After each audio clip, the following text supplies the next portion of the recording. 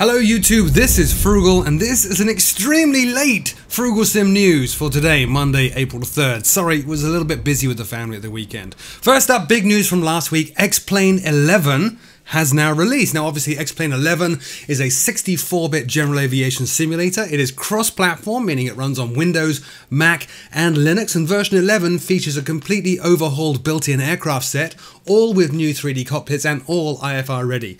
It also features a brand new user interface and includes a full set of tutorials to get you up to speed not only with flying and navigating but also with the sim itself. Also has improved interaction with controls in the cockpit, a bane of X-Plane up until this point, and working ground equipment to handle servicing and pushback, not just for you but for AI aircraft as well. X-Plane 11 also features new lighting effects and new sound effects, new scenery, and overall it looks completely beautiful and the dawn of a brand new age of X-Plane.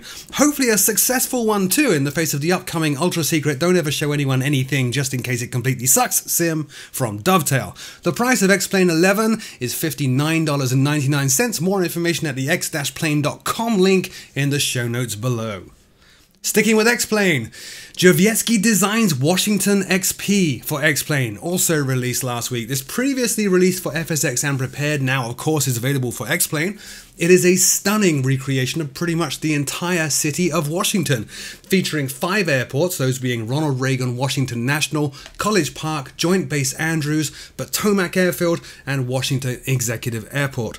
Also features 1,500 custom-made buildings, including all of downtown Washington, as well as various bridges, stadiums, harbors, and comes complete with seasonal and night textures. Helipads are even included, including the White House, the Pentagon Army Heliport, Sibley Memorial, and many more. This is an absolutely stunning scenery pack with an amazing coverage area and is now available in a 64-bit sim designed to handle that much data, so it's well worth checking out. The price is a weird $31.84 from Sim Market. More information at the simmarket.com link in the show notes below.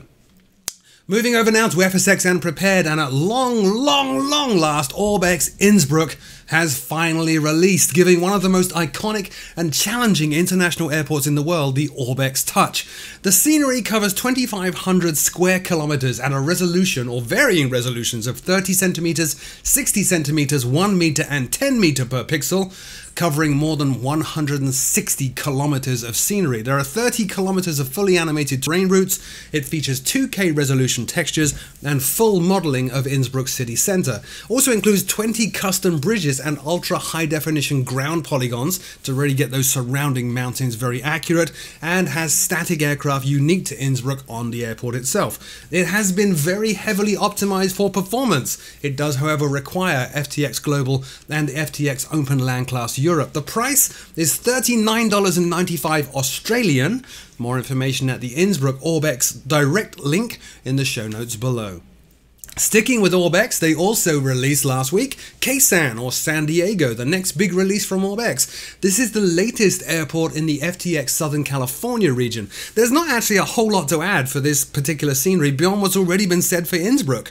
Orbex continue to knock it out of the park. It features photoreal scenery of the entire metro area of San Diego, hundreds of points of interest, helipads on skyscrapers and the hospital, and an incredibly detailed reconstruction of the airport itself with animated jetways. Also features a high-def polygon, ground polygon, and highly detailed airport textures. Now this one requires FTX Global, FTX Southern California, and FTX Open Land Class North America, so it's quite an expensive set of requirements. If you do meet those requirements though and you want to go get Orbex Ksan, the price is $39.95 Australian. More information at the second Orbex direct link in the show notes below. Next up, India Fox Teco's Eurofighter release. Now this was an aircraft, or is an aircraft, produced by flight sim legend Dino Cataneo. The footage you're watching is from fellow YouTuber Belgio. Thank you very much, sir, for reaching out. Do check out his channel and give him a few thousand likes and subs. He's an awesome guy. Now, India Fox Teco's Eurofighter, of course, models the Eurofighter Typhoon, a twin-engine canard delta-wing multi-role fighter.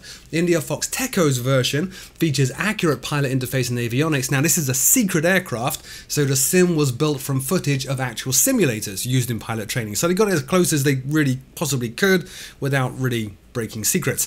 It features a highly detailed internal and external model, including realistic and accurate heads-up display and MFD displays.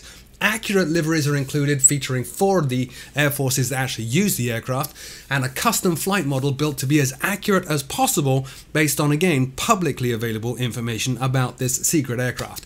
Also comes with an accurate sound set and full TAC pack integration. Now, if you're using Prepared, you get working Pirate and TLFLIR imaging systems.